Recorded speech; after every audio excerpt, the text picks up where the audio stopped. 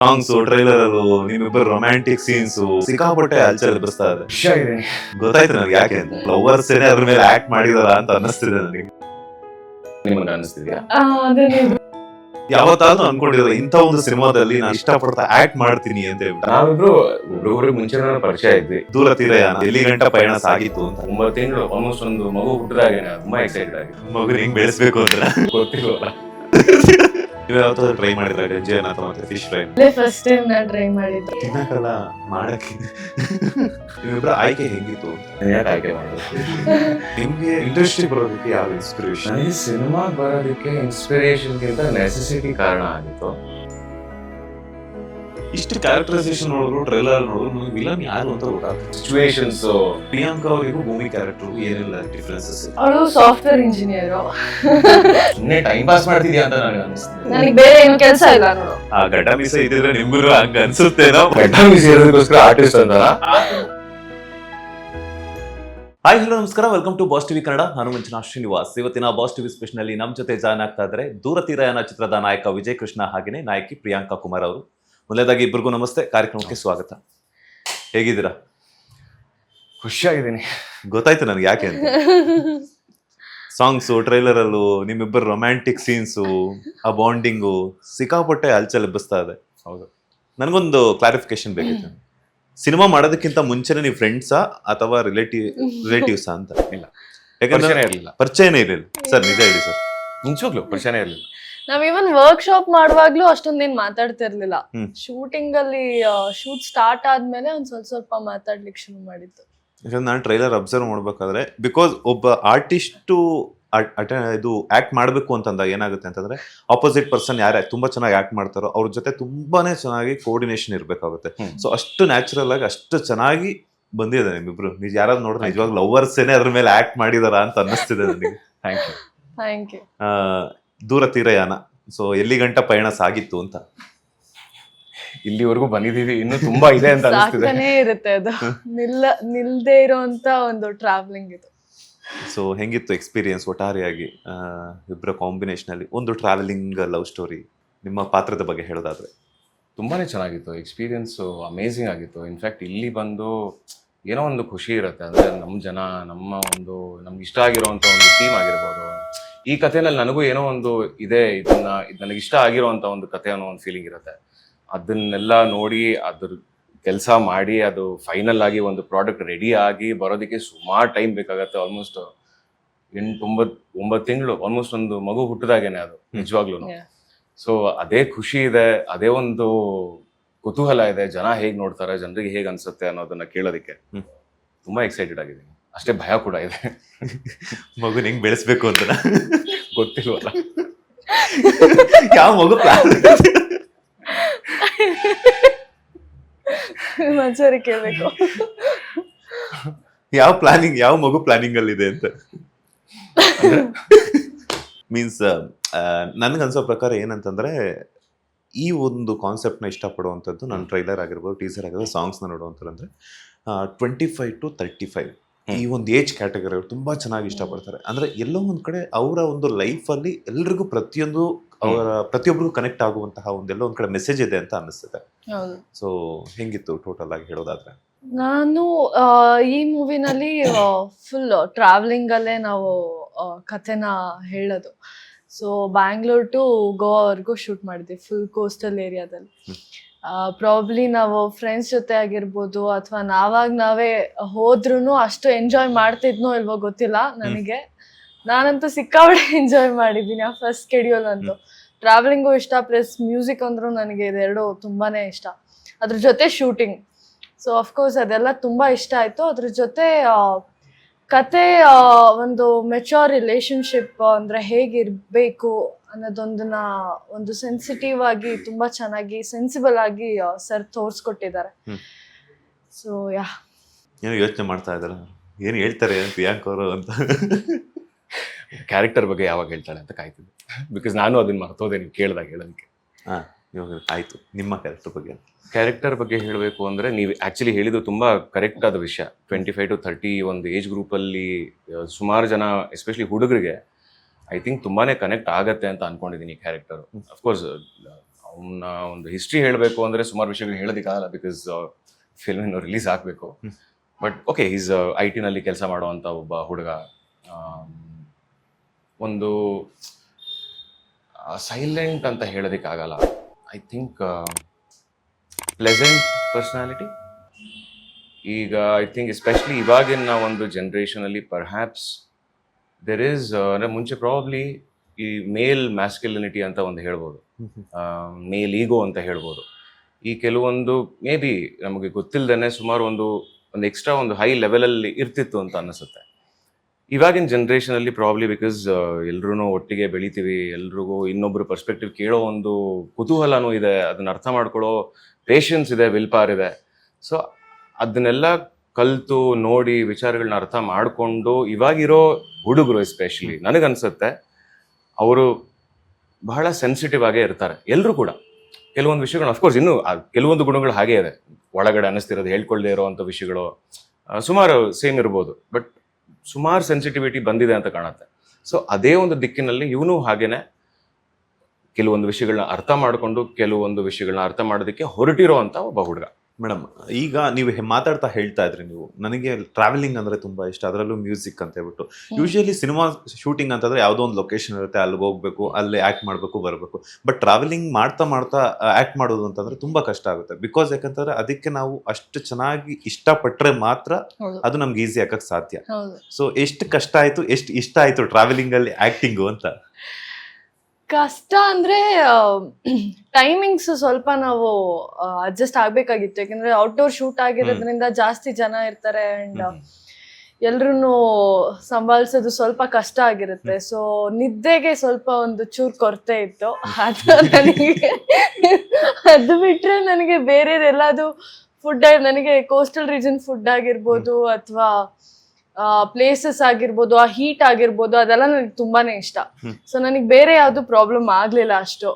So ಅದ್ರ ಜೊತೆ acting ಮಾಡುವಾಗ ನೀವ್ ಹೇಳ್ದಾಗೆ ಒಂದ್ ಲೊಕೇಶನ್ ಅಲ್ಲಿ ಮಾಡೋದಕ್ಕಿಂತ ಟ್ರಾವೆಲ್ ಮಾಡ್ಕೊಂಡು ಒಂದು ಹೊಸ ಜಾಗ ನೋಡ್ತಾ ರಿಯಲ್ ಆಗಿ ಫೀಲ್ ಮಾಡ್ತಾ ಆಕ್ಟ್ ಮಾಡೋದಿದೆಯಲ್ಲ, I think that's most easy ಅಂತ ಹೇಳ್ಬೋದು. ಯಾವತ್ತಾದ್ರೂ ಅನ್ಕೊಂಡಿದ್ರೆ ಇಂಥ ಒಂದು ಸಿನಿಮಾದಲ್ಲಿ ನಾನು ಟ್ರಾವೆಲಿಂಗ್ ನ ಇಷ್ಟಪಡ್ತಾ ಆಕ್ಟ್ ಮಾಡ್ತೀನಿ ಅಂತ ಹೇಳ್ಬಿಟ್ಟು? ಅದೊಂದು ಮೆಮೊರೇಬಲ್ ಆಗಿ, ಯೂಶಲಿ ಏನಂತಂದ್ರೆ ನಾವು ಎಲ್ಲಾದ್ರೂ ಟ್ರಾವೆಲಿಂಗ್ ಹೋಗ್ಬೇಕು ಅಂತಂದಾಗ ನಮ್ಮ ಮೆಮೊರೀಸ್ ನ ರೀಕಾಲ್ ಮಾಡ್ಕೊಳ್ಳೋದಕ್ಕೆ ಅಥವಾ ಇಟ್ಕೊಳ್ಳೋದಕ್ಕೆ ಒಂದು ಶೂಟ್ ಮಾಡ್ಕೊಂತಾ ಇರ್ತೀವಿ, ವ್ಲಾಗ್ಸ್ ಆಗಿರ್ಬೋದು, ಫೋಟೋಸ್, ವಿಡಿಯೋಸ್ ಆಗಿರ್ಬೋದು. ಬಟ್ ನಿಮ್ಗೊಂದು ಸಿನಿಮಾನೇ ಗಿಫ್ಟ್. ನಿಜ, ಪ್ರತಿಯೊಬ್ಬ ಸ್ಯಾಂಡಲ್ವುಡ್ ಸಿನಿ ಪ್ರೇಕ್ಷಕರಿಗೂ ತೋರಿಸೋದಕ್ಕೂ ಒಂಥರ. ಸೊ ಹೆಂಗಿತ್ತು ಸರ್ ನಿಮ್ಮ ಒಂದು ಟ್ರಾವೆಲಿಂಗ್ ಎಕ್ಸ್ಪೀರಿಯನ್ಸ್? ತುಂಬಾನೇ ಚೆನ್ನಾಗಿತ್ತು. ಇನ್ಫ್ಯಾಕ್ಟ್ ನಾನು ಅದೇ ಯೋಚನೆ ಮಾಡ್ತಿದ್ದೆ, ಕಷ್ಟಗಳು ಅಂತ ಯೋಚನೆ ಮಾಡಿದಾಗ ಏನಾದ್ರು ಇತ್ತಾ ಅಂತ. ಅಫ್ಕೋರ್ಸ್ ಕೆಲವೊಂದು ಇಂಟೆನ್ಸಿವ್ ಕೆಲಸಗಳು, ಇವಾಗ ಎಲ್ಲರೂ ಒಟ್ಟಿಗೆ ಟೀಮಾಗಿ ವರ್ಕ್ ಮಾಡ್ತಿದೀವಿ, ಕೆಲವೊಂದು ಲಿಮಿಟೇಷನ್ಸ್ ಇಟ್ಕೊಂಡು ವರ್ಕ್ ಮಾಡ್ತಿದೀವಿ ಅಂದಾಗ ಅದಕ್ಕೆ ಇನ್ನೂ ಎಫರ್ಟ್ ಹಾಕೋದು ಜಾಸ್ತಿನೇ ಬೇಕಾಗಿರತ್ತೆ. ಸೊ ಆ ರೀತಿನಲ್ಲಿ ಕಷ್ಟ ಅಂತ ಹೇಳೋದಿಕ್ಕೆ ಅಂತ ಹೇಳ್ಕೋಬಹುದು ಅಷ್ಟೇ ಹೊರತು ಆಕ್ಚುಲಿ ತುಂಬಾನೇ ಖುಷಿಯಾಗಿದ್ವಿ, ನಗ್ನಗ್ತಾ ಎಲ್ಲರೂ ಒಟ್ಟಿಗೆ ಕೆಲಸ ಮಾಡ್ತಾ ತುಂಬಾನೇ ಮಜಾ ಬಂತು. ಜೊತೆಗೆ ಅವ್ರು ಹೇಳಿದಾಗೇನೆ ಟ್ರಾವೆಲ್ ಮಾಡ್ತಾ ಮಾಡ್ತಾ ಆಕ್ಟಿಂಗ್ ಮಾಡೋ ಒಂದು ಎಕ್ಸ್ಪೀರಿಯನ್ಸ್, ಅದು ತುಂಬಾ ಲಕ್ಸುರಿ. ಅದು ಎಲ್ರಿಗೂ ಬಾರಿ ಕಷ್ಟ ಸಿಗೋದು. ನೀವ್ ಹೇಳ್ದಾಗೇನೆ ಒಂದೇ ಕಡೆ ಇದ್ದು ದುಡ್ಡು ಕೊಟ್ಟು ಹೋದ್ರು ಆತರ ಎಕ್ಸ್ಪೀರಿಯನ್ಸ್ ಮತ್ತೆ ಸಿಗಲ್ಲ. ಸೊ ಬ್ಯೂಟಿಫುಲ್ ಆಗಿತ್ತು ಎಕ್ಸ್ಪೀರಿಯನ್ಸ್. ಎಲ್ಲಿ ನಿಮ್ಮ ಫ್ಲೂಟ್ ಎಲ್ಲಿ, ನಿಮ್ಮ ವಯಲಿನ್ ಎಲ್ಲಿ ಎಲ್ಲ ಮರೆತು ಬಿಟ್ಟಿದ್ರ? ಸೇಫ್ ಆಗಿ ಇಟ್ಟಿದ್ವಿ. ಇದು ತಗೊಂಡ್ ಬಾರಿಸ್ತೀರಾ, ನಾನು ಸ್ವಲ್ಪ ನನ್ನನ್ನು ಎಂಟರ್ಟೈನ್ ಮಾಡ್ತೀರಾ ಅಂತ ಅನ್ಕೊಂಡಿದ್ದೆ ನಾನು. ಅದನ್ನ ನೀವು 11ನೇ ತಾರೀಕೆ ನೋಡ್ಬೇಕು. ಓಡಾಡ್ತೀನಿ. ಹಂಗ ಹೇಳ್ಬಾರ್ದೆ ನೀನು, 11ನೇ ತಾರೀಕು ನೋಡ್ಬೇಕು ನೀವು. ಅಲ್ಲ, ಇಲ್ಲೇನಾದ್ರು ನಮ್ಗೊಂದು ಸಿಕ್ಕಿದ್ರೆ ಲೈಕ್ ನಮ್ ಬಾಸ್ ಟಿವಿ ಆಡಿಯನ್ಸ್ ಏನಾದ್ರು ಸ್ವಲ್ಪ ನಿಮ್ಮ ಒರಿಜಿನಾಲಿಟಿ ವಯಲಿನ್ ಆಗೇನೆ ಫ್ಲೂಟ್ ಎಲ್ಲ ಹೆಂಗೆ ಅನ್ಸಬ್ಸ್ಕ್ರೈಬ್ ಆಗ್ಲಿ ಅಂತ ಅದೆಲ್ಲ ಆಗಲ್ಲ. ಅನ್ಸಬ್ಸ್ಕ್ರೈಬ್ ಬಂದಿಲ್ಲ, ನಾನು ನನ್ನ ವಯಲಿನ್ ತಗೊಂಡ್ ಬಂದಿಲ್ಲ. ಜೊತೆಗೆ ಐ ಥಿಂಕ್ ನಮ್ಮ ಪ್ರಾಕ್ಟೀಸ್ ಬಂದು ವಯಲಿನ್, ನಂದು ವಯಲಿನ್ ಬಗ್ಗೆ ನಾ ಹೇಳ್ತೀನಿ. ವಯಲಿನ್ ತುಂಬಾ ಅಂದ್ರೆ ತುಂಬಾ ಡಿಫಿಕಲ್ಟ್ ಇನ್ಸ್ಟ್ರೂಮೆಂಟ್ ಅಂತ ಹೇಳ್ತಾರೆ. ನನಗದು ಗೊತ್ತಿರ್ಲಿಲ್ಲ ಶುರು ಮಾಡೋವರೆಗೂ. ಶುರು ಮಾಡಿದ್ಮೇಲೆ ಅರ್ಥ ಆಯ್ತು ಏನಕ್ಕೆ ಅಂತ. ಬಿಕಾಸ್ ಸುಮಾರು ವಿಚಾರಗಳಿವೆ, ಅದನ್ನ ಕಲಿಯೋದಿಕ್ಕೆ ಎಷ್ಟು ವರ್ಷಗಳು ಸಿಕ್ಕಿದ್ರು ಸಾಲದು ಅಂತ ಅನ್ಸುತ್ತೆ ನನಗೆ. ಸೊ ನಮಗಿದ್ದಿದ್ದ ಒಂದು ಟೈಮ್ ಆ ವರ್ಕ್ಶಾಪ್ ಎನ್ವೈರನ್ಮೆಂಟ್ ಅಲ್ಲಿ ಎಷ್ಟು ಮಟ್ಟಿಗೆ ನಾವು ಕಲಿಯೋದಕ್ಕಾಗತ್ತೆ, ಒಂದು ಬೇಸಿಕ್ಸ್ ಅನ್ನ ಅರ್ಥ ಮಾಡ್ಕೊಂಡು ಈ ಒಂದು ಸಾಂಗ್ಗೆ ಬರ್ತಿರೋ ಒಂದು ನೋಟ್ಸ್ ಆಗಿರ್ಬೋದು, ಟೋನ್ಸ್ ಆಗಿರ್ಬೋದು, ಅದಕ್ಕೆ ಮ್ಯಾಚ್ ಆಗೋ ಹಾಗೆ ಮಾಡೋದಿಕ್ಕೆ ಇರೋ ಒಂದು ಪ್ರಯತ್ನನೇ ತುಂಬಾ ದೊಡ್ಡದು ನನ್ನ ಪ್ರಕಾರ. ಅದು ವಯಲಿನ್ ಮತ್ತೆ flute, it's not a easy instrument at all. So I can safely say, ನನಗೆ ನುಡ್ಸೋದಿಕ್ಕೆ ಅಂತ ಏನು I am not a pro, but ಈ ಒಂದು ಸಿನಿಮಾಗೆ ಎಷ್ಟು ಬೇಕು ಅದನ್ನ ಖಂಡಿತವಾಗ್ಲೂ ನಾವು ತುಂಬಾ ಪ್ರಯತ್ನ ಪಟ್ಟಿದೀವಿ. ಕಲಿಯೋದಕ್ಕೆ. ಅದು ಬಿಕಾಸ್ ಏನಂತಾರೆ ಸಸ್ಪೆನ್ಷನ್ ಆಫ್ ಡಿಸ್ಬಿಲೀಫ್ ಅಂತ ಹೇಳ್ತೀವಿ. ಏನೇ ವಿಷಯ ಆಗಲಿ ಅದೊಂದು ಚೂರು ಮಿಸ್ ಹೊಡೆದ್ರೆ ಆಡಿಯನ್ಸ್ ಆಗಿ ನಾವು ಕೂಡ ಅಲ್ಲಿಂದ ಹೊರಗೆ ಬಂದ್ಬಿಡ್ತೀವಿ. ಆ ಒಂದು ಮೂಡ್ ಆಗಿರ್ಬೋದು, ಆ ಕಥೆ ಆಗಿರ್ಬೋದು, ಒಂಚೂರು ಆಚೆ ಬರ್ತೀವಿ. ಅದು ಆಗದೆ ಇರೋದಕ್ಕೆ ಎಷ್ಟು ಮಟ್ಟಕ್ಕೆ ಬೇಕೋ ಐ ಥಿಂಕ್ ಅದನ್ನ ನಾವು ಮಾಡಿದೀವಿ. ಮೇಡಮ್, ನಿಮ್ಮ ಫ್ಲೂಟ್ ಎಕ್ಸ್ಪೀರಿಯನ್ಸ್ ಬಗ್ಗೆ. ಫ್ಲೂಟ್ ಅಂತ ಸರ್ ಹೇಳಿದ್ರು, ನಾನು ಫ್ಲೂಟ್ ಕಲಿಬೇಕು ಅಂತ. ನಾನು ಮೈಸೂರಲ್ಲಿರೋದು. ಸೊ ಓಕೆ ಆಯಿತು, ಅಲ್ಲೇ ಟೀಚರ್ ಎಲ್ಲ ನೋಡ್ತೀನಿ ಅಂತ ಅಂದ್ರು. ಸೊ ಫಸ್ಟ್ ಡೇ ಹೋದೆ, ಅದು ಫುಲ್ ಬ್ರೆತ್ತಲ್ಲೇ ಇರೋದು. ನನಗೆ ಸ್ವಲ್ಪ ಅದು ಕಷ್ಟ ಆಗಕ್ಕೆ ಶುರು ಆಯಿತು. ನಾನು ಅನ್ಕೊಂಡೆ ನನಗೆ ವೈಲಿನ್ ಸಿಕ್ಕಿದ್ರೆ ಎಷ್ಟು ಚೆನ್ನಾಗಿರ್ತಿತ್ತು, ಏನಿಲ್ಲ ಸುಮ್ಮನೆ ಆರಾಮಾಗಿ ಮಾಡ್ಬೋದಲ್ಲ. ಫ್ಲೂಟ್ ಆದ್ರೆ ಬ್ಲೋ ಮಾಡ್ತಾನೆ ಇರ್ಬೇಕು, ಅಷ್ಟು ಟಯರ್ಡ್ ಆಗುತ್ತೆ, ಬಾಡಿ ಮೆಂಟಲಿ ಡ್ರೈನ್ ಆಗುತ್ತಲ್ಲ ಅಂತೆಲ್ಲ ಯೋಚನೆ ಮಾಡ್ತಿದ್ದೆ. ಅಂಟಿಲ್ ಒಂದಿನ ಬಂದ್ಬಿಟ್ಟು ಇವ್ರು ಪ್ರಾಕ್ಟೀಸ್ ಮಾಡೋದು ನೋಡಿದೆ.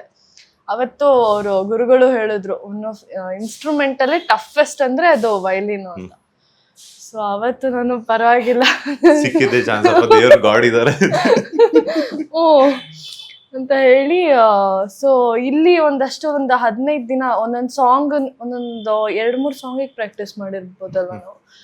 ಸೊ ಫಸ್ಟ್ ಯಾವ ಸಾಂಗಿಗೆ ಶೂಟ್ ಮಾಡ್ತೀವೋ ಆ ಸಾಂಗಿಂದು ಹೇಳ್ಕೊಡೋರು, ನೋಟ್ಸ್ ಬರ್ದು ಮನೆಗೆ ಹೋಗು ಪ್ರಾಕ್ಟೀಸ್ ಮಾಡು, ಇಲ್ಲೂ ಪ್ರಾಕ್ಟೀಸ್ ಮಾಡು. ಅಂದ್ರೆ ಕಂಪ್ಲೀಟ್ ಆಗಿ ಫ್ಲೂಯೆಂಟ್ ಆಗಿ ಬರೋ ತರ ಎಲ್ಲ ಏನಿಲ್ಲ.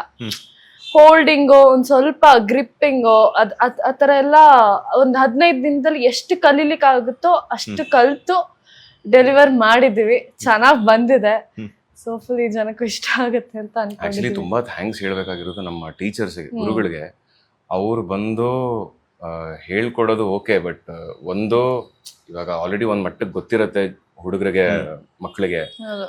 ಹೋಗಿ ಕಲಿಯೋದಕ್ಕೆ ಆಲ್ರೆಡಿ ಇಂಟ್ರೆಸ್ಟ್ ಇರುತ್ತೆ, ಕಲಿತಿರ್ತಾರೆ. ಸೊ ಅದು ಅವ್ರಿಗೆ ಹೇಳ್ಕೊಡೋದು ಪ್ರಾಬ್ಲಮ್ ಒಂದಷ್ಟು ಈಸಿ ಅಂತ ಅನ್ಸುತ್ತೆ. ಬಟ್ ದನ ತರ ಬೆಳ್ದಿರೋರು ನಾವು ಹಂಗಲ್ಲ, ಬಂದು ನಮ್ಮ ಹತ್ರ ಬಂದು ಕೂತ್ಕೊಂಡು ಎಷ್ಟು ಪ್ರಯತ್ನ ಪಟ್ರು ಬರ್ತಾನೆ ಇಲ್ವಲ್ಲ, ಇವ್ರಿಗೆ ಹೆಂಗೆ ಹೇಳ್ಕೊಡೋದ ಅಂತ ಯೋಚನೆ ಮಾಡಿ ಅಷ್ಟು ಪೇಷನ್ಸ್ ಇಂದ ಹೇಳ್ಕೊಡೋ ಒಂದು ವಿಚಾರ ಇದೆಯಲ್ಲ. ಅಂದ್ರೆ ನಮಗೆ ಬೇಸಿಕ್ಸ್ ಗೊತ್ತಿಲ್ಲ ಅಲ್ಲ, ಡೈರೆಕ್ಟ್ ಆಗಿ ನಮಗೆ ಸಾಂಗೇ ಹೇಳ್ಕೊಡ್ಬೇಕು. ಹೌದು. ಸೊ ಅವರು ಈ ಅನ್ನೋ ತರ ಬೇಸಿಕ್ಸ್ ಇಂದ ಹೇಳ್ಕೊಟ್ಟು ಎಷ್ಟು ಪೇಷನ್ಸ್ ಆಗಿ ಅದಾದ್ಮೇಲೆ ಓಕೆ ಬೇಸಿಕ್ಸ್ ಬಂತ ನೆಕ್ಸ್ಟ್ ಸಾಂಗ್ ಕಲ್ಯಾಣ ಅಂತ ಹೇಳ್ಬಿಟ್ಟು ನಿಜವಾಗ್ಲು ಮಕ್ಕಳಿಗೆ ಹೇಳ್ಕೊಟ್ಟಾಗೆ ಹೇಳ್ಕೊಟ್ರು ನಮಗೆ. ಎಷ್ಟು ಹೇಳಿದ್ರು ಸಾಲದು. ಥ್ಯಾಂಕ್ ಯು ಅಂತ ಅವ್ರಿಗೆ. ಅಂಡ್ ಮನ್ಸೂರ್ ಸರ್ ಅಂತ ಒಂದು ಹಿರಿಯ ಒಂದು ಅಂಡ್ ಎಕ್ಸ್ಪೀರಿಯನ್ಸ್ಡ್ ಡೈರೆಕ್ಷನ್ ಅವರು, ಬಿಕಾಸ್ ಯಾಕಂತ ನ್ಯಾಷನಲ್ ಅವಾರ್ಡ್ ಆಗಿರ್ಬೋದು, ಅವ್ರದ್ದೇ ಆದಂತಹ ಪ್ರತಿಯೊಬ್ಬ ನಿರ್ದೇಶಕರಿಗೂ ತಮ್ಮದೇ ಆದಂತಹ ಒಂದು ಡ್ರೀಮ್ ಅನ್ನೋದಿರುತ್ತೆ ತಮ್ಮ ಸಿನಿಮಾಗಳ ಮೇಲೆ. ಇಂಥದ್ದೇ ಒಂದು ಕಾನ್ಸೆಪ್ಟ್, ಬಿಕಾಸ್ ಅಂಥ ಕಾನ್ಸೆಪ್ಟನ್ನು ಔಟ್ಪುಟ್ನ ತಗೊಂಬರ್ಬೇಕು ಅಂತಂದರೆ ಕಲಾವಿದರು ತುಂಬ ಇಂಪಾರ್ಟೆಂಟ್ ಆಗ್ತಾರೆ. ಬಿಕಾಸ್ ನೀವಿಬ್ಬರ ಆಯ್ಕೆ ಹೆಂಗಿತ್ತು ಅಂತ, ಹೆಂಗೆ ಸೆಲೆಕ್ಟ್ ಆದ್ರಿ ಈ ಒಂದು ಪ್ರಾಜೆಕ್ಟ್? ನಾನು ರಂಗಶಂಕರದಲ್ಲಿ ವರ್ಕ್ಶಾಪಿಗೆ ಹೋಗ್ತಾ ಇದ್ದೆ. ಸೊ ವರ್ಕ್ಶಾಪ್ ಅಲ್ಲಿ ಸರ್ ಫ್ರೆಂಡ್ ಒಬ್ರು ನೋಡಿದ್ದಾರೆ. ಸೊ ಅದೇ ಟೈಮಲ್ಲಿ ಮನ್ಸೂರಿ ಸರ್ ಈ ತರ ಕ್ಯಾರೆಕ್ಟರ್ಗೆ ಹುಡುಕುವಾಗ ಫಿಮೇಲ್ ಲೀಡ್ನ ಅವರು ಸಜೆಸ್ಟ್ ಮಾಡಿದ್ರು. ಸೊ ಅದಾದ್ಮೇಲೆ ನನಗೆ ಕಾಲ್ ಬಂತು. ಕಾಲ್ ಬಂದಾಗ ನನಗೆ ಫಸ್ಟಿಗೆ ಯಾರು ಅನ್ನೋದು ಗೊತ್ತಾಗ್ಲಿಲ್ಲ. ಆಮೇಲೆ ಸಿನಿಮಾಗಳು ಹೇಳಾದ್ಮೇಲೆ ಓಕೆ ನಾನು ನೋಡಿದ್ದೀನಿ ಸಿನಿಮಾನ ಅಂತ ಗೊತ್ತಾಗಿ, and then I was like okay, ಇನ್ನೊಂದು ಇಂಟೆಲೆಕ್ಚುಯಲ್ ಮೂವಿ ಮಾಡಕ್ ಹೊರಟಿದ್ದಾರೆ ಸರ್. ಸೊ ನಾನು ಲಾಸ್ಟ್ ನೋಡಿದ್ದು ಆಕ್ಟ್ 1978. ಸೊ ಫೀಮೇಲ್ ಲೀಡು, ಅದಕ್ಕೆ ನನ್ನನ್ನು ಕರಿತಾ ಇರ್ತಾರೆ. ಸೊ ಫುಲ್ ಫೀಮೇಲ್ ಓರಿಯೆಂಟೆಡ್ ಏನೋ ಸಬ್ಜೆಕ್ಟ್ ಇರ್ಬೇಕು ಅನ್ನೋ ಖುಷಿನಲ್ಲಿ ಬಂದೆ. ಸೊ ಅಲ್ಲಿ ಬಂದ್ಮೇಲೆ ಗೊತ್ತಾಯ್ತು ಲವ್ ಸ್ಟೋರಿ ಅಂತ. ಓಕೆ ಅನ್ನೋದು ಲವ್ ಸ್ಟೋರಿ ಅಂತ ಅನ್ಕೊಂಡೆ. ಬಟ್ ನಾವೇನ್ ಕಮರ್ಷಿಯಲ್ ಲವ್ ಸ್ಟೋರಿ ನೋಡ್ತೀವೋ ಅಂಡ್ ಆ ಸಿನಿಮಾದಲ್ಲಿ ಎಷ್ಟು ಡಿಫ್ರೆನ್ಸ್ ಇರುತ್ತೆ ಅಂಡ್ ಎಷ್ಟು ರಿಯಲಿಸ್ಟಿಕ್ ಆಗಿರುತ್ತೆ ಅಂಡ್ ಎಷ್ಟು ಸೆನ್ಸಿಬಲ್ ಆಗಿ ಚೆನ್ನಾಗಿ ಜನರಿಗೆ ಅರ್ಥ ಮಾಡಿಸ್ಬೋದು ಅನ್ನೋದು ನನಗೆ ಆ ಸ್ಟೋರಿ ಲೈನ್ ತುಂಬಾ ಇಷ್ಟ ಆಯ್ತು. ಸೊ ಇನ್ಸ್ಟೆಂಟ್ ಆಗಿ was like sir I am already in ಅಂತ ಅಂದೆ. ಹಾಗಾಗಿತ್ತು. ವಿಜಯ್ ಅವರೇ, ನಿಮ್ಮ ಒಂದು ನಾನು ಯೋಚನೆ ಮಾಡ್ತಿದ್ದೆ ನಾನು ಯಾಕೆ ಆಯ್ಕೆ ಮಾಡೋದು. ನಾವಿಬ್ರು ಒಬ್ರಿಗೊಬ್ರಿಗೆ ಮುಂಚೆನೇ ಪರಿಚಯ ಇದ್ವಿ. ನಾನು ಓದಿದ್ದು ಚಿತ್ರಕಲಾ ಪರಿಷತ್ತು, ಅವ್ರು ಕೂಡ ಓದಿದ್ದು ಚಿತ್ರಕಲಾ ಪರಿಷತ್ತು. ಅವ್ರು ನನಗೆ ಸೂಪರ್ ಸೀನಿಯರು ಒಂಥರ. ಇನ್ಫ್ಯಾಕ್ಟ್ ನನ್ನ ಮೊದಲನೇ ನಾಟಕ ಒಂಥರ ಹೇಳೋದಕ್ಕೆ ಹೇಳಬೇಕು ಅಂದರೆ ಚಿತ್ರಕಲಾ ಪರಿಷತ್ತಲ್ಲೇ ಮಾಡಿದ್ದು. ಸಿವಿಲೈಸೇಷನ್ ಅಂತ ಒಂದು ನಾಟಕ ಮಾಡಿದ್ವಿ. ಅದು ನಮ್ಮಿಬ್ಬರಿಗೆ ತುಂಬ ಹತ್ತಿರವಾದಂಥ ಒಂದು ಸ್ಟೋರಿ. ಅವರು ಪ್ರಾಬಬ್ಲಿ ನಿಮಗೆ ಆಮೇಲೆ ಹೇಳ್ಬೋದು. ಸೊ ಆ್ಯಕ್ಚುಲಿ ಆ ಒಂದು first meeting as an actor and director ಏನಿದೆಯೋ ಅದರಲ್ಲಿ ಏನೂ ಇರಲಿಲ್ಲ ಅಂತಲೇ ಕಾಣುತ್ತೆ.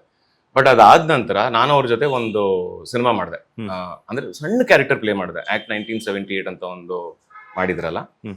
ಅದರಲ್ಲಿ ಪ್ರಮೋದ್ ಶೆಟ್ಟಿ ಅವರ ಅಸಿಸ್ಟೆಂಟ್ ಆಗಿ ಆಕ್ಟ್ ಮಾಡಿದ್ದೆ. ಅದಾದ ನಂತರ ನನಗೂ ತುಂಬಾ ಆಸೆ ಇತ್ತು. ಹ್ಮ್. ಅವರು ಸಿನಿಮಾಗಳು ಮಾಡೋ ಶೈಲಿ ಆಗಿರಲಿ, ಹೇಳೋ ಒಂದು ಕಾನ್ಸೆಪ್ಟ್ಸ್ ಆಗಿರ್ಬೋದು, ಎಲ್ಲವೂ ನನಗೂ ಇಷ್ಟವಾದಂಥ ಕಾನ್ಸೆಪ್ಟ್ಸು, ಮೆಥಡ್ಸು, ಅವ್ರ ಜೊತೆನೂ ಕೆಲಸ ಮಾಡಬೇಕು ಅಂತ ನಂಗೆ ತುಂಬಾನೇ ಆಸೆ ಇತ್ತು. ಬಟ್ ಅಫ್ಕೋರ್ಸ್ ಬೇರೆ ಬೇರೆ ಕಾರಣಗಳಿಂದ ಅದು ಆಗ್ತಾನೆ ಇರಲಿಲ್ಲ.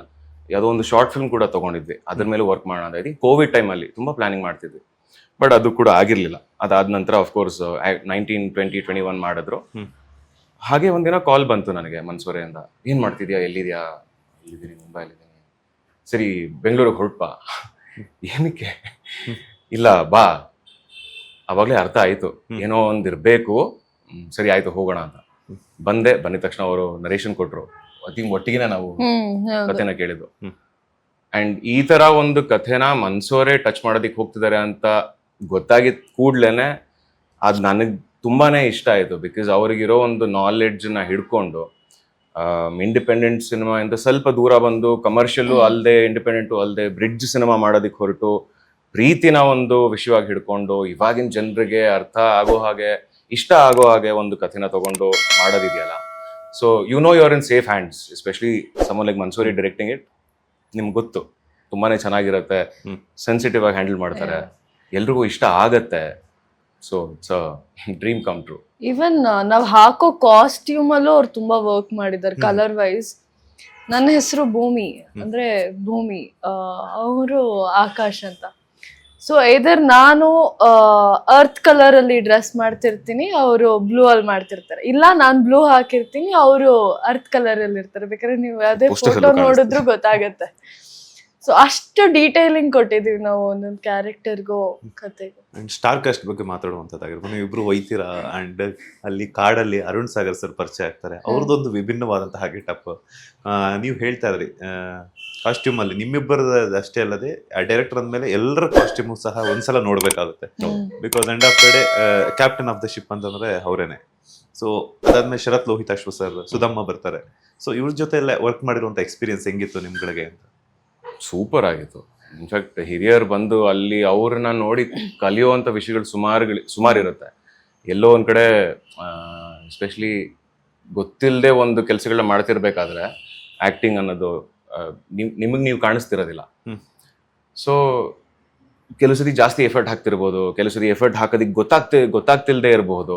ಈ ಥರ ಕೆಲವೊಂದು ಇನ್ಸ್ಟೆನ್ಸಸ್ ಆಗೇ ಆಗುತ್ತೆ. ಯಾವುದೇ ಒಂದು ಶಾರ್ಟ್ ಆಗಿರಲಿ, ಯಾವುದೇ ಒಂದು ಸೀನ್ ಆಗಿರಲಿ, ಎಲ್ಲೋ ಒಂದು ಕಡೆ ಮಿಸ್ ಆಗೋದು ಅಥವಾ ಗೊತ್ತಾಗ್ತಿಲ್ಲ ಹೆಂಗೆ ಕ್ಯಾರೆಕ್ಟರ್ ಹತ್ರ ಹೋಗೋದು. ಅಂಥ ಟೈಮಲ್ಲಿ ಎಸ್ಪೆಷಲಿ ಹಿರಿಯರನ್ನ ನೋಡಿದಾಗ ಆ್ಯಂಡ್ ಅವ್ರು ಎಷ್ಟು ಈಸಿಯಾಗಿ ಆರಾಮಾಗಿ ಆ ಒಂದು ಗ್ರೌಂಡಿಂಗನ್ನು ಹಿಡ್ಕೊಂಡು ಮಾಡೋದಿದೆಯಲ್ಲ, ಅದರಲ್ಲಿರೋ ಮಜಾನೇ ಬೇರೆ. ಅದರಿಂದ ನಮಗೆ ತುಂಬ ಹೆಲ್ಪ್ ಆಗುತ್ತೆ ಅಂತ ಅನ್ಸುತ್ತೆ. ಆ್ಯಂಡ್ ಅದ್ರ ಆಪೋಸಿಟ್ ಕೂಡ ಇದ್ದಾರೆ ಅರುಣ್ ಸಾಗರ್ ಸರ್. ಅವರು ಐ ಥಿಂಕ್ ಒಂದು ಲೈವ್ಲಿನೆಸ್ ಇದೆ. ಅವರು ಹುಡುಕೋ ರೀತಿನೇ ಆಗಿರ್ಬೋದು, ಕ್ಯಾರೆಕ್ಟರ್ನ ಅಪ್ರೋಚ್ ಮಾಡೋ ಒಂದು ಮೆಥಡ್ ಆಗಿರ್ಬೋದು, ತುಂಬಾ ಲೈವ್ಲಿ, ಅಂದ್ರೆ ಸ್ಪಾಂಟೇನಿಟಿ ಇದೆ ಅದರಲ್ಲಿ.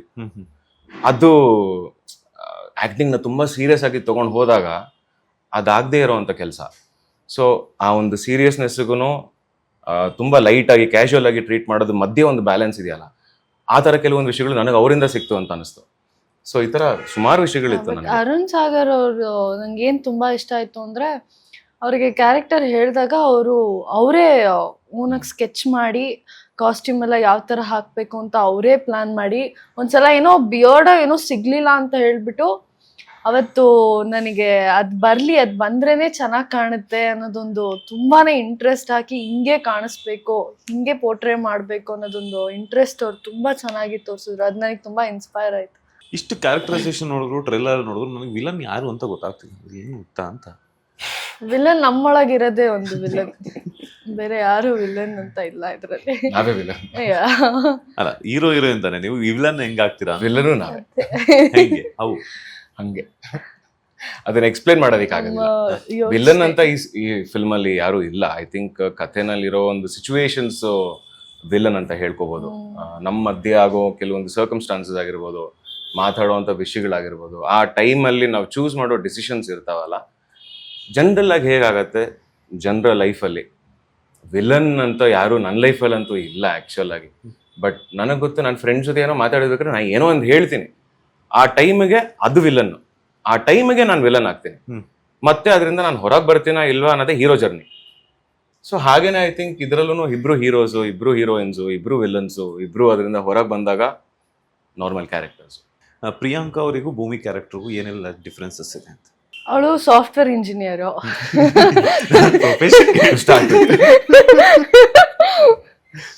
ನೋ ಬಟ್ ಕ್ಯಾರೆಕ್ಟರ್ ಅಂತ ಬಂದಾಗ ಸ್ವಲ್ಪ ಸಿಮಿಲಾರಿಟಿ ಇದೆ ಅವಳದು. ಅವಳು ಸಿಂಗಲ್ ಪೇರೆಂಟೆ, ನನಗೂ ಸಿಂಗಲ್ ಪೇರೆಂಟೆ.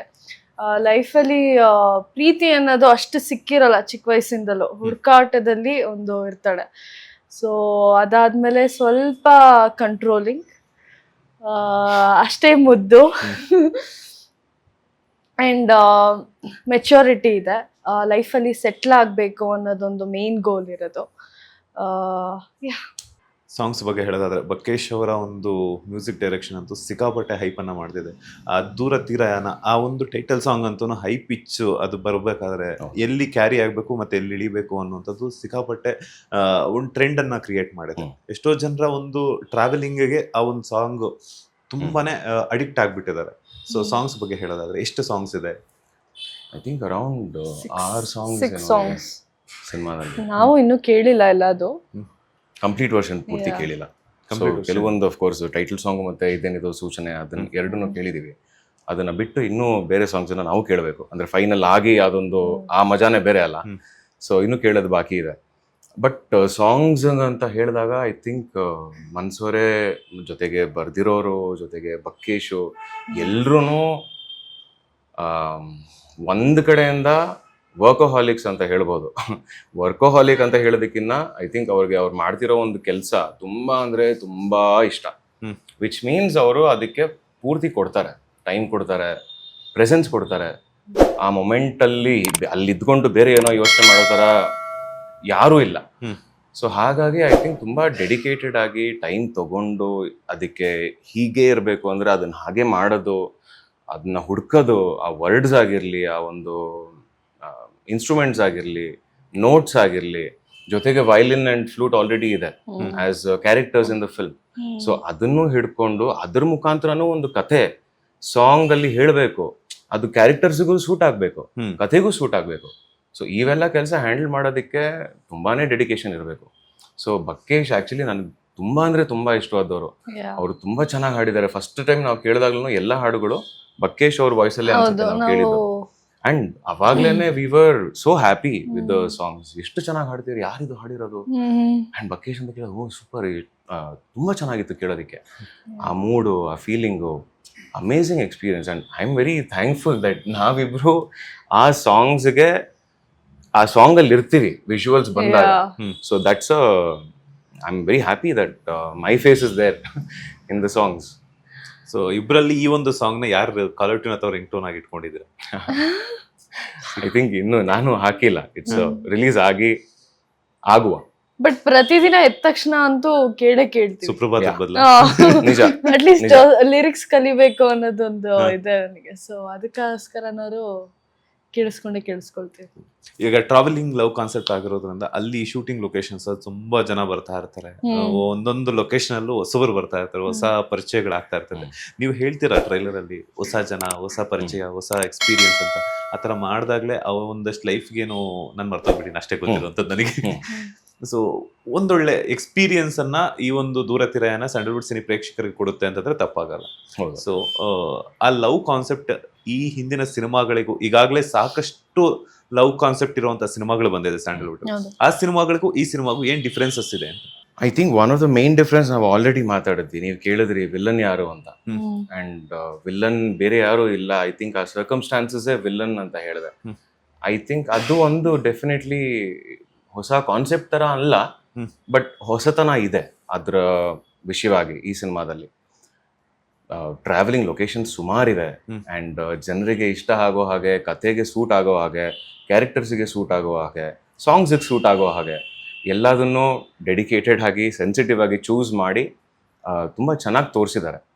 ಸೊ ಐ ಥಿಂಕ್ ಜನರಿಗೆ ಇಷ್ಟ ಆಗತ್ತೆ. ಸೊ ಶೂಟಿಂಗ್ ಲೊಕೇಶನ್ ಅಲ್ಲಿ ಏನಾದ್ರೂ ಏರುಪೇರುಗಳಾಗಿದ್ದುಂಟಾ ಜನರಿಂದ? ಇಲ್ಲ ಆ ತರ ಎಲ್ಲ ಏನಿಲ್ಲ, ಬಟ್ ಅಲ್ಲಿ ನಾವು ಜಾಸ್ತಿ ಶೂಟ್ ಮಾಡಿದ್ದು ಉಡುಪಿ ಮಂಗಳೂರು ಕಡೆ.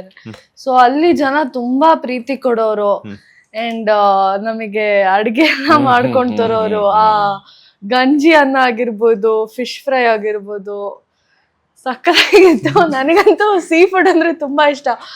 ಸೊ ಅಲ್ಲೇ ಇದ್ಬಿಡೋಣ ಅನ್ನೋ ರೇಂಜಿಗೆ ತುಂಬಾ ಚೆನ್ನಾಗಿ ನೋಡ್ಕೊಳ್ಳೋರು. So yeah. ನೀವ್ ಯಾವತ್ತಾದ್ರೂ ಟ್ರೈ ಮಾಡಿದ್ರ ಗಂಜಿ ಅನ್ನ ಮತ್ತೆ ಫಿಶ್ ಫ್ರೈನ? ಇಲ್ಲ, ಅಲ್ಲೇ ಫಸ್ಟ್ ಟೈಮ್ ನಾನು ಟ್ರೈ ಮಾಡಿದ್ದು. ಅಂದ್ರೆ ಕೇರಳದ ಮಾಡಕ್ಕೆ ಇಲ್ಲ ಅಲ್ಲ, ಇವಾಗ ಅಲ್ಲಿ ಕಲ್ತಿದ್ರಲ್ಲ, ಬಿಕಾಸ್ ಅಲ್ಲಿ ಕೇಳಿರ್ತಾರೆ. ಇವಾಗ ಯೂಶುವಲಿ ನಮ್ಗೆ ಏನಂತಂದ್ರೆ ಯಾವ್ದಾದ್ರು ಒಂದು ಡಿಶ್ ಇಷ್ಟ ಆಯ್ತು ಅಂತಂದ್ರೆ ಲೇಡೀಸ್ ಅದನ್ನ ಹೆಂಗ್ ಮಾಡ್ಕೊಳ್ಳೋದು, ಹೆಂಗ್ ಮಾಡೋದು ಅಂತ ಹೇಳ್ಬಿಟ್ಟು ಕಲಿ. ಅದನ್ನ ಮಾಡ್ತಾ ಇದ್ದಿದ್ದೆ ಜೆಂಟ್ಸು ಆ ಬೋಟ್ ಅಲ್ಲೇ. ಅಲ್ಲ ನಿಜ, ನಾನು ಹೇಳಕ್ ಹೋಗ್ತಿದ್ದೆ ನನಗೆ ಕುಕಿಂಗ್ ಅಂದ್ರೆ ತುಂಬಾ ಇಷ್ಟ ಅಂತ. ಸೊ ಅಂದ್ರೆ ನಾನು ನಾನ್ ವೆಜ್ ಎಲ್ಲ ಮಾಡ್ಲಿಕ್ಕೆ ಬರಲ್ಲ, ವೆಜ್ ಮಾಡ್ತೀನಿ ಸ್ವಲ್ಪ ಮನೇಲಿ. ಅಲ್ಲಿ ಒಂದ್ ಎಕ್ಸ್ಪೀರಿಯನ್ಸ್ ಇತ್ತಲ್ಲ, ನಾವ್ ಅಲ್ಲೇ ಶೂಟ್ ಮಾಡುವಾಗ ಸೀನಿಗೂ ಬೇಕಾಗಿತ್ತು. ಬೋಟ್ ಅಲ್ಲೇನೆ ಅಲ್ಲೇ ಮೀನ್ ಹಿಡ್ದು ಅಲ್ಲೇ ಫ್ರೈ ಮಾಡಿ ಗಂಜಿ ಅನ್ನ ಉಪ್ಪಿನಕಾಯಿ ಎಲ್ಲ ಕೊಟ್ಟು ಚೆನ್ನಾಗಿ ತಿಂದಿದ್ವಿ. ಇಬ್ಬರಲ್ಲಿ ಯಾರು ಮೀನ್ ಹಿಡಿದಿದ್ದು? ಇಲ್ಲ, ಇಬ್ರು ಸಿನಿಮಾದಲ್ಲಿ ಇಬ್ರು ಆಕ್ಚುಯಲ್ ಆಗಿ ಅವರೇ ಹಿಡಿದಿದ್ದು. ಹೌದು. ನಮಗೆ ಮೀನ್ ಓಡೋಗ್ಬಿಡತ್ತೆ ಅನ್ಸುತ್ತೆ ನಾವು ಕೈ ಹಾಕಿದ ತಕ್ಷಣ. ಇಲ್ಲ, ಆ ಸೀನ್ ಅಲ್ಲಿ ನೀನ್ ಹೋಗ್ತೀಯಾ ಹಿಡಿಲಿಕ್ಕೆ ಅಂತ, ನಾನ್ ಹಿಂದೆನೆ ಎದ್ರುಕೊಂಡು ಹಿಂದೆನೆ ನಿಂತಿರ್ತೀನಿ. ಸೊ ಹೆಂಗಿತ್ತು ಸೀ ಫುಡ್ ಎಕ್ಸ್ಪೀರಿಯನ್ಸ್ ಎಲ್ಲ ನಿಮ್ಗೆ? ಹೆಂಗಿತ್ತು? ಸೂಪರ್. ನಾನ್ 3 ಸತಿ ಹಾಕಿಸ್ಕೊಂಡ್ ತಿಂದೆ. 3 ಸತಿ ಹಾಕಿಸ್ಕೊಂಡ್ ತಿಂದೆ ಅಂದೆ ಆ ಗಂಜಿ ಅನ್ನನ. ನಾ ಮುಂಚೆ ತಿಂದಿದ್ದೆ, ಗಂಜಿ ಅನ್ನ ತಿಂದಿದ್ದೀನಿ. ಬಟ್ ಅಲ್ಲಿ ಆ ಒಂದು ನೀವು ಇಮ್ಯಾಜಿನ್ ಮಾಡಿ, ಸಮುದ್ರ, ಬೋಟ್, ಅದ್ರ ಒಳಗಡೆ ನೀವಿದ್ದೀರಾ, ಆಚೆ ಕಡೆ ಏನು ಕಾಣಿಸ್ತಿಲ್ಲ, ಬರೀ ಸಮುದ್ರನೇ. ಯಾವ ಕಡೆ ನೋಡಿದ್ರು ಬರೀ ಸಮುದ್ರನೇ. ಒಂದು ಇಷ್ಟು ದೊಡ್ಡ ಬೋಲ್ ಅಲ್ಲಿ ರೈಸ್ ಗಂಜಿ, ಅದಕ್ಕೆ ಫಿಶ್ ಫ್ರೈ, ಫಿಶ್ ಸಾರು, ಉಪ್ಪಿನಕಾಯಿ. ಇನ್ನೇನ್ ಈಗಲೂ ನೆನೆಸ್ಕೊಂತಿದ್ದಾರೆ ಅನ್ಸುತ್ತೆ. ಮೇ ಬಿ ನೀರ್ ಬರ್ತಿದೆ ಯೋಚನೆ ಮಾಡ್ಕೊಂಡು. ಅಲ್ಲಿ ಇನ್ನೊಂದು ಹೋಟೆಲ್ ಇದೆ ತಿಮ್ಮಯ್ಯದ, ಅಲ್ಲಿ ಶೂಟ್ ಮುಗಿದ ತಕ್ಷಣ ನಾನು ಹೋಗೋಣ ಅಲ್ಲಿಗೆ ಹೋಗಿ ಊಟ ಮಾಡ್ಲೇಬೇಕು ಅಂತ ಪ್ರತಿದಿನ ಶೂಟ್ ಮುಗಿದ ತಕ್ಷಣ ಓಡೋಗ್ತಾ ಇದ್ದೆ ಅಲ್ಲಿ. ತುಂಬಾ ಚೆನ್ನಾಗಿತ್ತು. ಈ ಟ್ರೈಲರ್ ಎಲ್ಲ ನೋಡ್ಬೇಕಾದ್ರೆ ಲವರ್ಸ್ ಮಧ್ಯೆ ಬರುವಂತ ಮಿಸ್ಅಂಡರ್ಸ್ಟ್ಯಾಂಡಿಂಗ್ ಇಂದ ಎಲ್ಲೋ ಒಂದ್ ಕಡೆ ಸಂಬಂಧಗಳು ಹಾಳಾಗುತ್ತೆ, ಆ ಲವ್ ಬ್ರೇಕಪ್ ಆಗುತ್ತೆ. ಸೊ ಅದನ್ನೇ ತೋರಿಸಿದಾರ ಅಂತ ನಿಮಗೆ ಅನಿಸ್ತಿದ್ಯಾ? ಅದು ನೀವು ಸಿನಿಮಾ ರೆಡಿ ಇಲ್ಲ, ಅದನ್ನ ನೀವು ಸಿನಿಮಾದಲ್ಲೇ ನೋಡ್ಬೇಕು ಅಂತ ಹೇಳ್ತಿದ್ದೀರಾ? ಇಲ್ಲ, ಡೆಫಿನೆಟ್ಲಿ ಪ್ರೀತಿ ಬಗ್ಗೆ, ಡೆಫಿನೆಟ್ಲಿ ಇಬ್ರು ನಡುವೆ ಆಗುವಂತ ಕೆಲವೊಂದು ಸರ್ಕಮ್ಸ್ಟಾನ್ಸಸ್ ಬಗ್ಗೆನೆ, ಅವರ ಒಂದು ಪರ್ಸನಾಲಿಟಿ ಇರ್ಬೋದು, ಚಾಯ್ಸಸ್ ಇರ್ಬೋದು, ನನ್ನ ಅಂಡರ್ಸ್ಟ್ಯಾಂಡಿಂಗ್ ಆಫ್ ನಮ್ ಪ್ರೀತಿ ಒಂದಾಗಿರ್ಬಹುದು. ಇನ್ನೊಬ್ರು if there's another partner, there understanding of the same relationship ತುಂಬಾ ವ್ಯತ್ಯಾಸ ಇರ್ಬೋದು ಅದು ಎರಡರಲ್ಲಿ. ಸೊ ಈ ಒಂದು ಕೆಲವೊಂದು ವಿಷಯಗಳನ್ನ ಡೆಫಿನೆಟ್ ಆಗಿ ನಾವು ಯೂಸ್ ಮಾಡ್ಕೊಂಡು ಅದನ್ನ ತೋರಿಸ್ತಿದೀವಿ. ಅಂದ್ರೆ ಈಗಿನ ಕಾಲದಲ್ಲಿ ಏನ್ ನಾವು IT ವರ್ಕರ್ಸ್ ಅವ್ರಿಗೆ ಟಾರ್ಗೆಟ್ ಮಾಡ್ತಿದ್ದೀನಿ ಅಂತ ಅಲ್ಲ, ಅಂದ್ರೆ ಅವ್ರದ್ರಲ್ಲಿ ನಾವು ಜಾಸ್ತಿ ನೋಡ್ಬೋದು ಈ ತರ ಒಂದು ರಿಲೇಶನ್ಶಿಪ್ಸ್ ಅಂತ ಹೇಳ್ಬೋದು. ಸೊ ಅವರಿಗೆ ಇದು ತುಂಬಾ ರಿಲೇಟ್ ಆಗುತ್ತೆ ಈ ಸಿನಿಮಾ. ಪ್ರಿಯಾಂಕಾ ಅವ್ರೆ, ನಿಮ್ಗೆ ಇಂಡಸ್ಟ್ರಿಗೆ ಬರೋದಕ್ಕೆ ಯಾರು ಇನ್ಸ್ಪಿರೇಷನ್ ಅಂತ? ಇನ್ಸ್ಪಿರೇಷನ್ ಅಂತ ಯಾರು ಇಲ್ಲ, ಬಟ್ ಚಿಕ್ಕ ವಯಸ್ಸಿಂದ ಅಪ್ಪ ನಮ್ಮನ್ನ ವೀಕೆಂಡ್ಸ್ ಬಂತಂದ್ರೆ ನಾವು ಥಿಯೇಟರಿಗೆಲ್ಲ ಕರ್ಕೊಂಡು ಹೋದಾಗ್ಲಿ, ಮನೇಲಿ ಸಿನಿಮಾ ಎಲ್ಲ ತೋರಿಸ್ಲಿಕ್ಕೆ ಬಿಡ್ತಿರ್ಲಿಲ್ಲ. ಸೊ ವೀಕೆಂಡ್ಸ್ ಬಂತು ಅಂದ್ರೆ ನಾಟಕಕ್ಕೆ ಕರ್ಕೊಂಡು ಹೋಗೋರು, ತೀರ್ಥಹಳ್ಳಿಯಲ್ಲಿ ಇರ್ತಿತ್ತು ನಾವು.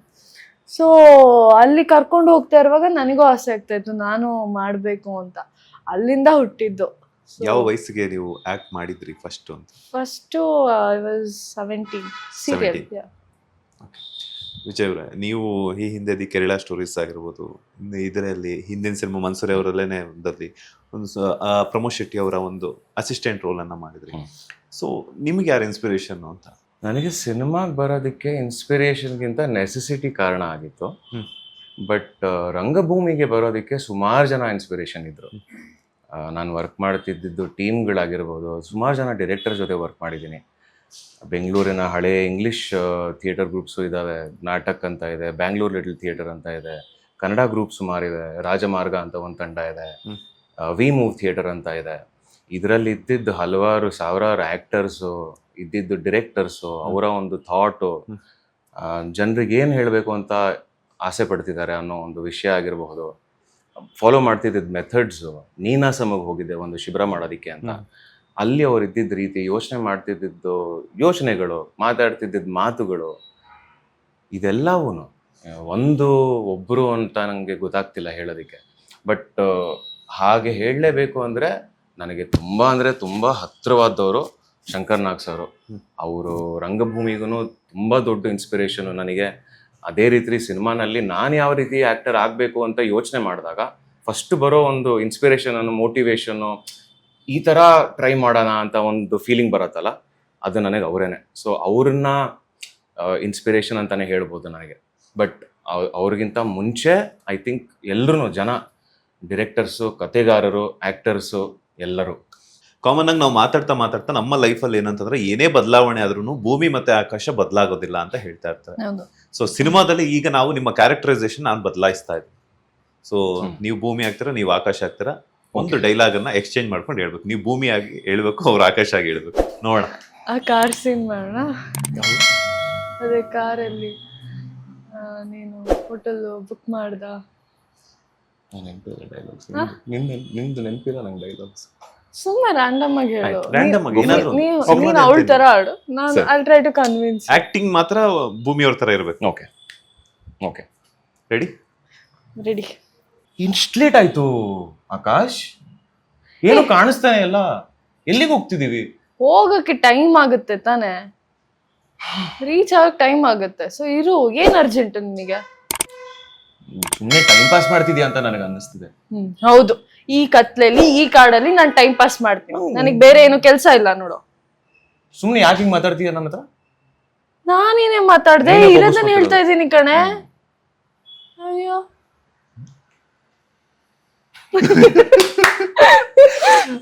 ನಾನು ಮಾತಾಡಲ್ಲ. ಅವ್ರ ಎಕ್ಸ್ಪ್ರೆಷನ್ ಪಕ್ಕ ಒಬ್ಬ ಆರ್ಟಿಸ್ಟ್ ಮೆಟೀರಿಯಲ್ ಅಂತಂದ್ರೆ ವಿಜಯ್ ಅವ್ರು ಅಂತ ನನ್ಗೆ ಗೊತ್ತಾಯ್ತು. ಸೀರಿಯಸ್ಲಿ ಹೇಳಿದ ತಕ್ಷಣ ಯೂಶುವಲಿ ಏನಂತಾರೆ, ನಿಮ್ಗೆ ಆ ಗಡ್ಡ ಮೀಸ ಇದ್ದಿದ್ರೆ ನಿಮ್ಗೂ ಹಂಗ ಅನ್ಸುತ್ತೇನೋ, ಬಟ್ ಗೊತ್ತಿಲ್ಲ ನನಗೆ. ಗಡ್ಡ ಮೀಸಿ ಇರೋದಕ್ಕೋಸ್ಕರ ಆರ್ಟಿಸ್ಟ್ ಅಂತಾನ? ಆತರ ಅಲ್ಲ, ಇವರಿಗೆ ಹುಡುಗ ಆಗಿ ನೋಡ್ಲಿಕ್ಕೆ, ಹುಡುಗ ನೋಡ್ಲಿಕ್ಕೆ. ಬಟ್ ನೀವು ಆ ಎಕ್ಸ್ಪ್ರೆಷನ್ಸ್ ಅದೆಷ್ಟು ಚೆನ್ನಾಗಿ, ರಂಗಭೂಮಿ ಅದೆಷ್ಟೆಲ್ಲ ಕಲ್ಸ್ಕೊಡುತ್ತೆ ಅನ್ಸುತ್ತಲ್ಲ. ನಿಜ, ಖಂಡಿತವಾಗ್ಲು. ಆ ಎಕ್ಸ್ಪ್ರೆಷನ್ ನಾನು ಅಬ್ಸರ್ವ್ ಮಾಡ್ತಾ ಇದ್ದೀನಿ. ಅವ್ರು ಹೇಳ್ತಿದ್ದಾಗ, ಅವ್ರ ಡೈಲಾಗ್ ಹೇಳಿದಾಗ ಸಡನ್ ಆಗಿ ಇವ್ರ ಎಕ್ಸ್ಪ್ರೆಷನ್ಸ್ ಆಗಿರ್ಬೋದು, ನಿಮ್ಮ ಕಣ್ಣಲ್ಲೇ ಅಭಿನಯ ನಿಜವಾಗ್ಲೂ ಹ್ಯಾಟ್ಸ್ ಆಫ್ ಹೇಳ್ಬೇಕು. ಸೀರಿಯಸ್ಲಿ ಪಕ್ಕ ಒಂದು ಆರ್ಟಿಸ್ಟ್ ಮೆಟೀರಿಯಲ್ ಅಂತಂದ್ರೆ ವಿಜಯ್ ಅಂತ ತಪ್ಪಾಗಲ್ಲ. ಅಷ್ಟು ಚೆನ್ನಾಗಿತ್ತು. ಅಂಡ್ ಟ್ರಾವೆಲಿಂಗ್ ಅಲ್ಲಿ ಏನೆಲ್ಲ ತಗೊಂಡ್ರಿ? ಬಿಕಾಸ್ ಇಲ್ಲಿಂದ ಅಲ್ಲಿ ಗಂಟನೂ ಹೋಗಿದ್ರಿ, ಬೆಂಗಳೂರು ಟು ಗೋವಾ. ಏನೆಲ್ಲ ಟೈಮ್ ಸಿಕ್ತಿತ್ತಾ? ಮನ್ಸೂರಿ ಸರ್ ಫ್ರೀ ಬಿಡ್ತಿದ್ರ ಅವಾಗ ಅಂತ? ಟೈಮ್ ಇರ್ತಿರ್ಲಿಲ್ಲ, ಯಾಕಂದ್ರೆ ಇಡೀ ಸಿನಿಮಾ ನಾವಿಬ್ರೇ ಇರೋದ್ರಿಂದ ಕಂಪ್ಲೀಟ್ ಆಗಿ ನಮ್ಮೇಲೆ ಶೂಟಿಂಗ್ ನಡೀತಾ ಇತ್ತು. ಸೊ ಬ್ರೇಕ್ ಅಂತೂ ಅಷ್ಟೇ ಇರ್ತಿರ್ಲಿಲ್ಲ. ಅಂಡ್ ಔಟ್ಡೋರ್ ಕೂಡ, ಸೊ ಬ್ರೇಕ್ ಸಿಗ್ತಿರ್ಲಿಲ್ಲ. ತಿಂದಿದೀವಿ ಅಷ್ಟೇ ಚೆನ್ನಾಗಿ, ಬೇರೆ ಬೇರೆ ಅಂಗಡಿಗಳಿಗೆ ಹೋಗಿ. ಬಟ್ ತಗೊಂಡ್ ಬಂದಿರೋದು ಅಂದ್ರೆ ಹೋಗ್ತಾ ಟ್ರಾವೆಲಿಂಗ್ ಅಲ್ಲೇ ಸ್ವಲ್ಪ ಹೋಗ್ತಾ ಲವ್ ಸ್ಟೋರಿ ಶುರುವಾಗಿರುತ್ತಂತ ಅನ್ಕೊಂಡಿದೀನಿ. ಅದು ಹೋಗ್ತಾ ಹೋಗ್ತಾ ಹೋಗ್ತಾ ಹಂಗೆ ಮತ್ತೇನೋ ಒಂದು ಮಿಸ್ಅಂಡರ್ಸ್ಟ್ಯಾಂಡಿಂಗ್ ಬರುತ್ತೆ. ಗೋವಾದಲ್ಲಿ ಹೋಗ್ತೀರಾ, ಗೋವಾದಲ್ಲಿ ಒಂದಾಗ್ತೀರಾ ಅಂತ ಅನ್ಕೊಂಡಿದೀನಿ. ಸೊ ಗೋವಾದಲ್ಲೆಲ್ಲ ಇಬ್ರು ಪಾರ್ಟಿ ಮಾಡಿದ್ರ, ಆಕಾಶ ಭೂಮಿ ಇಬ್ರು? ರಿಯಲ್ ಆಗೂ ಮಾಡಿಲ್ಲ, ಇದ್ರಲ್ಲೂ ಮಾಡಿಲ್ಲ. ಇದರಲ್ಲಿ ಐ ಥಿಂಕ್ ಪಾರ್ಟಿ ಅಂತ ಹೇಳೋದಾದ್ರೆ ಕಾನ್ಸರ್ಟ್. ಹೇಳ್ಬಿಡು, ಹೇಳು ಅಷ್ಟೇ, ಅದಕ್ಕೆ ನಾ ಜಾಸ್ತಿ ಹೇಳಕ್ಕಾಗಲ್ಲ, ಆಮೇಲೆ ನಾನೇ ಬಯಸ್ಕೊತೀನಿ. ಹೇಳಿ ಹೇಳಿ. ಇಲ್ಲ, ಸಿನಿಮಾನಲ್ಲಿ ಐ ಥಿಂಕ್ ಒಂದ್ ರೀತಿಯ ಸೆಲೆಬ್ರೇಟರಿ ಮೂಡ್ ಅನ್ನೋದು ಡೆಫಿನೆಟ್ಲಿ ಇದೆ. ಬಟ್ ಪಾರ್ಟಿ ಅನ್ನೋದನ್ನ ನಾವೇನು ಅಷ್ಟೊಂದು ಎಕ್ಸ್ಪ್ಲೋರ್ ಮಾಡಿಲ್ಲ ಅಂತ. ಪಾರ್ಟಿ ತರ ಏನಿಲ್ಲ, ಸೆಲೆಬ್ರೇಷನ್. ಬಟ್ ಒಂದು ಟ್ರೈಲ್ ಒಂದು ಹಂಗ್ ಬಂದ್ ಹಂಗ ಹೋಗುತ್ತೆ ಒಂದು ಸೀನ್ ಅಲ್ಲಿ. ಯಾವ್ದು ಪಾರ್ಟಿನ? ಪಾರ್ಟಿ ತರ ಆ ಒಂದು. ಓ, ಅದು ನಾವ್ ಡಾನ್ಸ್ ಮಾಡ್ತೀವಲ್ಲ, ಓಕೆ, ಯಾ ಅದು ಒಂಥರ ಪಾರ್ಟಿ. ಸೇರ್ಕೊಂಡು ಕಣ್ಣೆಲ್ಲ ಆಕ್ಟ್ ಮಾಡ್ಕೊಂಡು ಯಾಕೆ ಮರೆಸಿದ್ರೆ ನನಗೆ ಅಂತ ಡೌಟ್ ಅನಿಸ್ತಾ ಇದೆ. ಇಲ್ಲ ಇಲ್ಲ, ನಿಜವಾಗ್ಲೂ ಇದೆ. ಇವ್ರು ಅದು ಅಂತ ತಕ್ಷಣ ಇವ್ರು ಯಾ ಅಂತ ಹೇಳ್ಬಿಟ್ಟು, ನಿನ್ನ ಮಗ ಸಿಕ್ಕವನೇ ಕರೆಕ್ಟ್ ಆಗಿ ಹಾಕೋದು ಅಂತ ಹೇಳ್ಬಿಟ್ಟು. ಇಲ್ಲ, ನಾನು ಅದ್ರ ಬಗ್ಗೆ ಯೋಚನೆ ಮಾಡಿದೆ, ಬಟ್ ಅದು ಅಂದ್ರೆ ಪಾರ್ಟಿ ಅಂತ ನಾವು ಪ್ರಾಬ್ಲಿ ನೋಡ್ತಿಲ್ಲ ಅದನ್ನ. ಅದು ಏನೋ ಒಂದ್ ಆಗುತ್ತೆ, ಸ್ಟಾರ್ಟ್ ಆಗುತ್ತೆ, ಬಟ್ ಅದು ಪಾರ್ಟಿ ಮೂಡಿಗೆ ಇದಾಗಲ್ಲ. ಈ ತರ ಲವ್ ಕಾನ್ಸೆಪ್ಟ್ ಅನ್ನ ನಾವು ಲವ್ ಮಾರ್ಟಲ್ ಅಲ್ಲಿ ನೋಡಿರ್ತೀವಿ. ಬಿಕಾಸ್ ಹೆಂಗೆ ನಾವು ರಚನಾ ಅವರೆಲ್ಲ, ಬಿಕಾಸ್ ಒಂದು ಟ್ರಾವೆಲಿಂಗ್ ಅಲ್ಲಿ ಅದೇ ಬೇರೆ ಜಾನರ್ ಬರುತ್ತೆ. ಬಿಕಾಸ್ ಅವರು ಅನ್ಎಕ್ಸ್ಪೆಕ್ಟೆಡ್ ಪರಿಚಯ ಆಗ್ತಾರೆ, ಆಮೇಲೆ ಹಂಗೆ ಟ್ರಾವೆಲಿಂಗ್ ಮಾಡ್ತಾ ಹೋಗ್ತಾರೆ. ಸೊ ಇದು ಎಲ್ಲೋ ಒಂದ್ ಕಡೆ ನನಗೆ ಹೋಗ್ತಾರೆ ಟ್ರಾವೆಲಿಂಗ್ ಅಲ್ಲಿ ಒಂದು ಕಡೆ ಅಂತ ಅನ್ನಿಸ್ತು. ಬಟ್ ಅದಕ್ಕೇನಾದ್ರು ಆ ಒಂದು ರೋಲ್ಗೆ ಸೇರ್ಕೊಡುತ್ತಾ ದೂರ ತೀರಾಯಣ ಅಂತ ಇಲ್ಲೇ ಬರ್ದು ಕೊಟ್ಬಿಡ್ತೀನಿ. ಇಲ್ಲ, ಇದಕ್ಕೆ ಆ ಮೂವಿಗೆ ಅಷ್ಟೊಂದೇನ್ ರಿಲೇಟ್ ಆಗಲ್ಲ. ಅಲ್ಲಿ ಅವರು ವೈಫ್ನ ನೆನ್ಸ್ಕೊಂಡು ಪ್ರೀತಿ ಹುಡುಕ್ತಾ ಹೋಗ್ತಾ ಇರ್ತಾರೆ. ಬಟ್ ಇಲ್ಲಿ ನಾವು ಆಲ್ರೆಡಿ ಪ್ರೀತಿನಲ್ಲಿ ಇದ್ದೀವಿ. ಪ್ರೀತಿನಲ್ಲಿ ಇರುವಾಗ ಏನೇನ್ ಅಡೆತಡೆಗಳಾಗುತ್ತೆ ಅಥವಾ ಮಿಸ್ಅಂಡರ್ಸ್ಟ್ಯಾಂಡಿಂಗ್, ಕಮ್ಯುನಿಕೇಶನ್ ಪ್ರಾಬ್ಲಮ್, ಅಂಡರ್ಸ್ಟ್ಯಾಂಡಿಂಗ್, ಅದು ಇದು ಅದನ್ನ ಡೀಲ್ ಮಾಡ್ತಾ ಇರ್ತೀವಿ ನಾವಿಲ್ಲಿ. ಯಾಕೋ ನಗ್ತಾ ಇದ್ರು. ಇಲ್ಲ, ನಾನು ಮಿಸ್ಅಂಡರ್ಸ್ಟ್ಯಾಂಡಿಂಗ್ ಅನ್ನೋ ಪದನ ಎಷ್ಟೊತ್ತಿ ಯೂಸ್ ಮಾಡಿದೀವಿ ಅಂತ ಯೋಚನೆ ಮಾಡ್ತಿದ್ದೆ, ಅಂದ್ರೆ ಎಕ್ಸ್ಪ್ಲೇನ್ ಮಾಡೋದಕ್ಕೆ. ಇದ್ರಲ್ಲ ಸಿನಿಮಾದಲ್ಲ ಇವಾಗ ಅಂದ್ರೆ ಇವಾಗ ಇಂಟರ್ವ್ಯೂಸ್ ಅಲ್ಲಿ ಮಾತಾಡ್ತಿರ್ಬೇಕಾದ್ರೆ. ಸಾರಿ, ಹೇಳಿ. ಫನ್ನಿಯೆಸ್ಟ್ ಮೂಮೆಂಟ್ ಅಂತಂದ್ರೆ ಯಾವ್ದಾದ್ರು ಶೂಟಿಂಗ್ ಲೊಕೇಶನ್ ಅಲ್ಲಿ? ಐ ಥಿಂಕ್ ಸಿನಿಮಾಗೆ ಸಂಬಂಧಪಟ್ಟಾಗೆ ನನಗೆ ಫನ್ನಿಯೆಸ್ಟ್ ಮೂಮೆಂಟ್ ಅಂದ್ರೆ ಅರುಣ್ ಸಾಗರ್ ಅವರ ಒಂದು ಸೀನ್ ಇದೆ. ಅದು ನನಗೆ ತುಂಬಾ ಫನಿ ಮೂಮೆಂಟ್ ಅಂತ ಅನ್ನಿಸ್ತು. ಅಫ್ಕೋರ್ಸ್ ಇನ್ನೂ ಒಂದು ನನಗೆ ಪಿಡಿ ಅವ್ರ ಜೊತೆ ಇದ್ರೆ ನಾನು ಫುಲ್ ಮಜಾನೆ. ಎಲ್ರಿಗೂ ಸಖತ್ ಕಾಮಿಡಿ ಮಾಡ್ಕೊಂಡು ಎಷ್ಟೇ ಮಿಡ್ ನೈಟ್ ಅಲ್ಲಿ ಶೂಟ್ ಇದ್ರು ಟಣ್ಣಂತ ಎದ್ ನಿಂತ್ಕೊಳ್ಳೋ ತರ ಕಾಮಿಡಿ ಹೇಳ್ಬಿಟ್ಟು ನಗಿಸ್ಕೊಂಡು ಅವ್ರಿದ್ರೇನೆ ಏನೋ ಒಂದು ಎಂಟರ್ಟೈನ್ಮೆಂಟ್. ತುಂಬಾ ಕಷ್ಟದ ಮೂಮೆಂಟ್, ಬಿಕಾಸ್ ಏನಕ್ಕಪ್ಪ ಈ ಶಾರ್ಟ್ ಇನ್ನೂ ಮುಗ್ದಿಲ್ವಲ್ಲಪ್ಪ, ಯಾವಾಗ ಮುಗೀತಪ್ಪ ಅಂತ ಅನ್ಸಿದ್ದುಂಟ? ಮುಗ್ದಿಲ್ವಲ್ಲಪ್ಪ ಅನ್ನೋ ತರ ಎಲ್ಲ ಯಾವ್ದು ಇಲ್ಲ. ಬಟ್ ಅದೇ ಅರುಣ್ ಸಾಗರ್ ಜೊತೆ ಆ ಸೀನ್ ಇದೆಯಲ್ಲ, ಅದು ಮಾಡುವಾಗ ನಮಗೆ ತುಂಬಾ ದಿನದಿಂದ ಅದಕ್ಕೆ ಪ್ರಾಕ್ಟೀಸ್ ಮಾಡಿದ್ವಿ. ಸೊ ಅಲ್ಲಿ ಡೆಲಿವರಿ ಮಾಡುವಾಗ ಹೇಗ್ ಬರುತ್ತೆ, ಏನು ಚೆನ್ನಾಗಿ ಮಾಡ್ತೀವ. ಅಂಡ್ ಆಲ್ಸೋ ಅದು ಸನ್ಸೆಟ್ ಶಾಟ್, ಆ ಟೈಮಿಂಗ್ ಅಲ್ಲಿ ಮ್ಯಾಚ್ ಮಾಡ್ಬಿಟ್ಟು 2 ಅವರ್. ಯಾರಿಬ್ರಲ್ಲಿ ಜಾಸ್ತಿ ರೀಟೇಕ್ಸ್ ತಗೊಂಡಿರು? ಗೊತ್ತಿಲ್ಲ, ಇಬ್ರು. ಮೇ ಬಿ ನಾನೇ ಇರ್ಬೋದು, ಗೊತ್ತಿಲ್ಲ. ಟೇಕ್ ಆರ್ಟಿಸ್ಟ್ ಯಾರಿಲ್ಲಿ? ಯಾರು ಇಲ್ಲ. ಇಲ್ಲ, ಬಿಲೀಫ್ ಸಿಸ್ಟಮ್ ಇಲ್ಲ ಒಂಟಿ. Yeah. ನಮಗನ್ಸಿದ್ರು ಅವ್ರಿಗೆ ಅನ್ಸೋದಿಲ್ಲ. ಅಂದ್ರೆ ಅಷ್ಟು ಅಂದ್ರೆ ಅವರ ಡೈರೆಕ್ಷನ್ ವ್ಯೂ ಕಡೆಯಿಂದ ಹಂಗಿರುತ್ತೆ. ಬಿಕಾಸ್ ಯಾಕಂತಂದ್ರೆ ಒಂದು ಕಥೆನ ನಾವು ತೋರಿಸ್ಬೇಕು ಅಂದ್ರೆ, ಯಾಕಂದ್ರೆ ಇತ್ತೀಚೆಗೆ ಏನಾಗ್ತದೆ, ಟೆಕ್ನಾಲಜಿ ಡೆವಲಪ್ ಆಗ್ತಾ ಹೋದಷ್ಟು ಜನ ಪಾಯಿಂಟ್ ಔಟ್ ಮಾಡೋದು ತುಂಬಾ ಚೆನ್ನಾಗಿ ಕಲ್ತಿದ್ದಾರೆ. ಸೊ ಒಂದು ನೀವು ಹೇಳದಂಗೆ ನಾನು ಅವಾಗ್ಲೇ ಯೋಚನೆ ಮಾಡ್ತಾ ಇದ್ದೆ, ನೀವು ಫ್ಲೂಟ್ ಹಿಡ್ಕೊಳ್ಳೋದಾಗ ಇವ್ರು ವಯಲಿನ್ ಹಿಡ್ಕೊಳ್ಳೋದು ಸ್ವಲ್ಪ ಏರೋಪೇರ್ ಆಯ್ತು ಅಂದ್ರೆ ನಮ್ಗೆ ಹಿಡ್ಕೊಳಕ್ ಬಂದಿಲ್ಲ ಕಾಣ ಅಂತ ಡೈರೆಕ್ಟ್ ಆಗಿ ಹೇಳಿದ್ರು. ಮಕ್ಕಳ ಕಮೆಂಟ್ಗಳಲ್ಲೂ ಹೇಳ್ಬಿಡ್ತಾರೆ.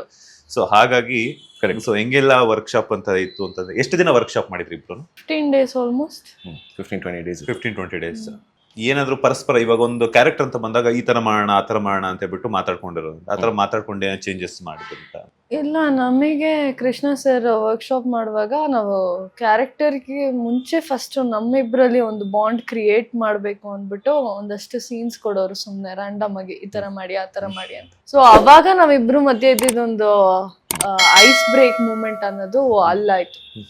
Then we started working on character.